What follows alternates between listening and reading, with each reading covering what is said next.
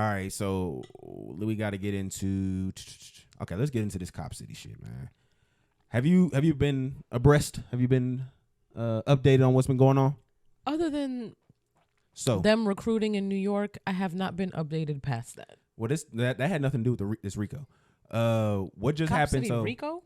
Yeah, they just had a Rico for 60 people. Oh, you said just Cop City. Well, yeah, it was the Rico for people who were trying to end Cop City. Okay. So they just had a Rico where they arrested like 60 people, where they were basically like this. I read a little bit through this indictment or whatever that they have for them.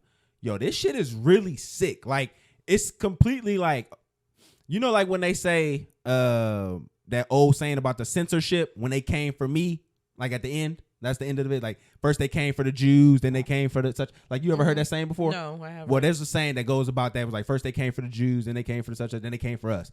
This is what it looks like.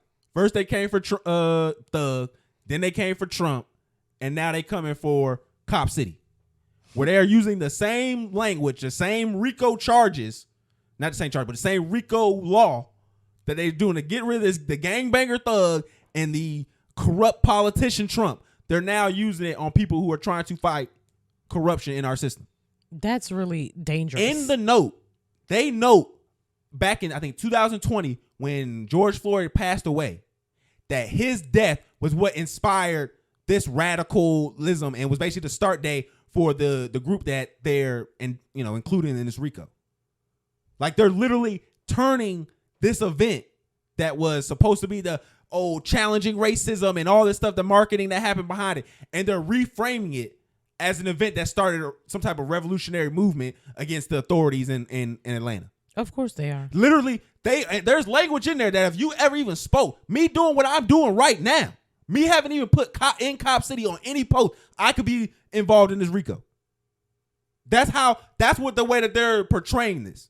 Like, anybody who has spoken out against this could be in line with this RICO. Like, that's the real issue that's going on with this shit. They're really turning this in where people who are standing up for not only the rights of the local community, knowing that this is going to cause problems, but just the forest in itself. And the environmental issues that it's going to cause destroying that area. And just to know that, like... Because wasn't it mostly environmentalists that were protesting? That's who really It was a lot of them. That's who are the people who... Because, environmental protesters are usually the folks who got the rich parents and they bucking on them. Mm-hmm. So they're the ones who usually got the funds to be able to actually withstand some of this kind of stuff. So that's why you have to kind of get them involved in it, because if it's just the nigga saying, hey, y'all trying to put more cops in our neighborhood, nobody's going to give a fuck. Yeah. So it was a joint unit. But now, like I said, I don't know if you've seen when they were coming in, kicking in folks' doors regarding this. Like, they're not playing. They are this is corrupt as fuck. Like, everything that I kept looking down at it, it's corrupt as fuck, and they're just trying to stop people from fighting that their authority that they're trying to take over. Obviously, this is just a power move. They're just flexing their muscles, and they're just trying to... No, they're taking donations as money laundering. Like, if you look at the charges that they have all of these lists of money laundering for people who've donated to the cause. I genuinely hope that this doesn't actually, like, none of them actually get indicted. None of them actually get charged with anything, because... Granted, it is a state RICO, so state RICOs don't operate the same as federal RICOs. But, like, just to think about that, where it's like, I'm using my First Amendment right to support an act that I think is right. And now you're going to say I'm part of a terrorist or a RICO organization? Yeah, like, worse things worse. If this is brought up to the Supreme Court, then your amendments should... Like, this shouldn't be brought up to the Supreme Court at all. They should be like, this is completely legal. This is part of your right as an American. I mean, it's to protest and to... The Supreme Court now, that's not the Supreme Court you want to go in face right definitely now. Not. That's what I was about to continue and say. Like, the Supreme Court now is just upholding the narrative that they're trying to push now. It's going in a very scary direction. I feel like we're living in like a dystopian, like we're living in like the prequel. We're in the overcorrection. Yeah. Because around our time when we were coming up, we had an opportunity to really change the way things were going because we had the internet, but a few of us got a little bit of checks from corporations, and then we end up selling everything back out to them, just like everything else that happened before. Music, art, all sorts of shit just end up getting sold out to the corporations.